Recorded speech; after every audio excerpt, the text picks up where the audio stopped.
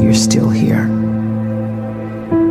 And you get another chance this day to do better and be better. Another chance to become more of who you were created and what you were created to fulfill.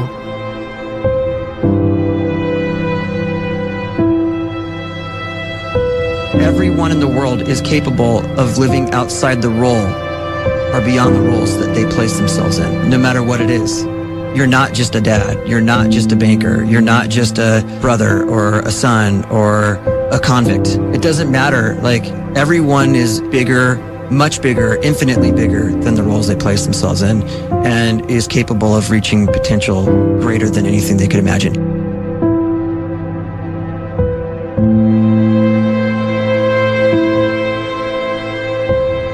You can live the life you desire. It's right there in front of you. But in order to achieve it, you must first see it, then believe it, and then you must graciously ask and train your brain to help you execute your vision.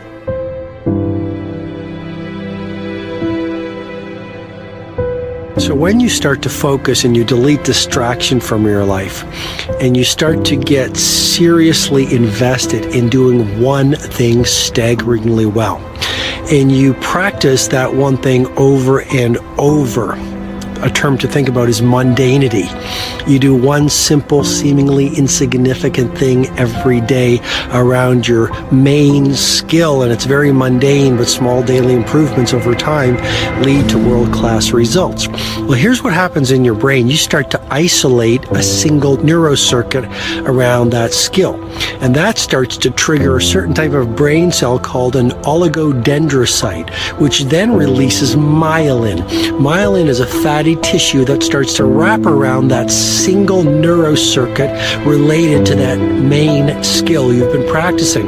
And when myelin starts to wrap around the brain circuit, what happens is you have accelerated learning times, you can see more quickly, heightened perception, and you'll learn more quickly. And that is really the quote-unquote secret of the great producers. It's not a result of some natural gift, but their daily practice, their relentlessness and their grit, their work ethic, and their singular focus and sacrifice.